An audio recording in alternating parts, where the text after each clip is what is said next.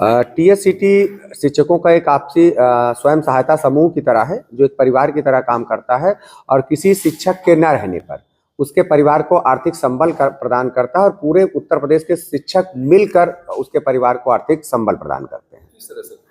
TSCT एक समूह की तरह काम करता है और इसमें उत्तर प्रदेश के लगभग 4 लाख शिक्षक जुड़े हुए हैं और किसी भी जिले, किसी भी ब्लॉक में किसी भी प्रकार से अगर किसी टीचर की डेथ हो जाती है तो जैसे ही हमको सूचना प्राप्त होती है तो हमारे खुद की अपने स्वयं सहायता समूह की अपनी एक वेबसाइट है और ऐप है, उस पर उसकी जानकारी साझा की जाती है, उसके नॉमिनी के अकाउंट नंबर जारी किया जाता है और सभी सदस्यों से अपील की जाती है एक निर्धारित अमाउंट जो कि वर्तमान में 19 रुपए है और सबसे कहा जाता है कि आप 19 रुपए उस परिवार के खाते में डाल दीजिए, जो भी नॉमिनी उनकी पत्नी या पति या माता पिता जो भी होते हैं उसके खाते में डलवाने की अपील की जाती है। और पूरे उत्तर प्रदेश के शिक्षक, आप भले संत कबीर नगर का शिक्षक है, उसको गाजियाबाद, देवरिया और बदायूं और पीलीभीत तक का शिक्षक भी उसके परिवार को दान करता है और वर्तमान में एक शिक्षक के न रहने पर हम लगभग 55 लाख रुपए की मदद कर पाते हैं।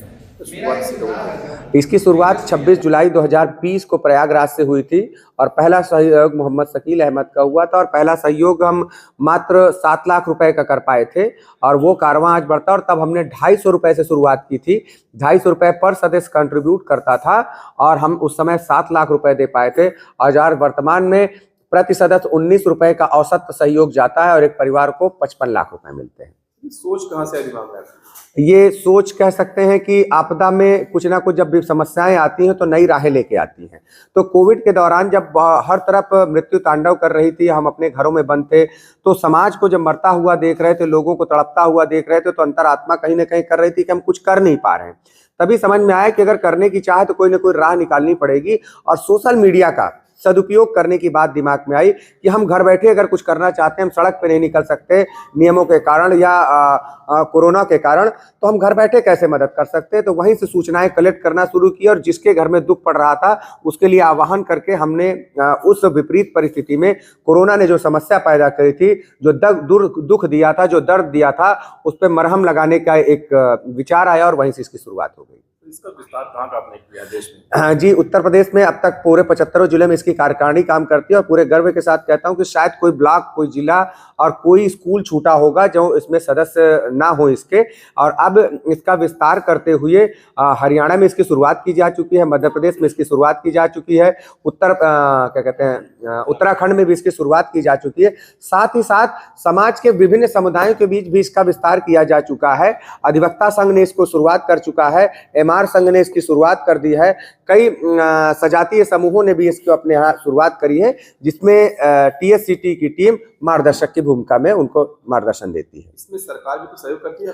जी, सरकार का अपना काम है, हमारा अपना काम है। हम सरकार से निवेदन यही करते हैं कि शिक्षक साथियों को किसी प्रकार के बीमा का लाभ नहीं मिलता है और माननीय मुख्यमंत्री जी से हम अपील करते हैं कि हमारे शिक्षक साथियों को, क्योंकि वो गुरुओं की बड़ा सम्मान करते हैं, उनके ना रहने पर उनके परिवार को सहयोग करें, उनके परिवार के लिए बीमा शुरू करें। बाकी जो भी बेस्ट हो सकता है, जैसे कर्मचारियों को और सुविधाएं मिलती है वो हमें मिले। वर्तमान में सरकार को के लिए हमने सरकार की जिम्मेदारी सरकार के ऊपर छोड़ दी है, लेकिन हम अपनी नैतिक जिम्मेदारी का पालन करते हैं और सरकार का, हमारे पूरे विभाग का हमें सपोर्ट मिलता है और सहयोग के दौरान जो भी हम अपने अधिकारियों से सहयोग चाहते हैं वो हमें सहयोग प्रदान करते हैं। शुरुआत तो आपने बहुत अच्छी की, लेकिन जो हम देखते हैं कहीं ना कहीं आपने बीमा कंपनी बैंड बजा दी है इसमें। अरे नहीं, हमारा उद्देश्य किसी का बैंड बजाना नहीं है। हमारा उद्देश्य अपने किसी साथी के जाने पर, भले ही वो हम संत कबीर नगर में बैठे हैं, लेकिन शिक्षक तो शिक्षक होता है, चाहे गाजियाबाद में बैठा हो, चाहे प्रयागराज में बैठा हो, हम अपनी जिम्मेदारी को एक शिक्षक समाज के साथ, एक दूसरे के साथ खड़े हो रहे हैं।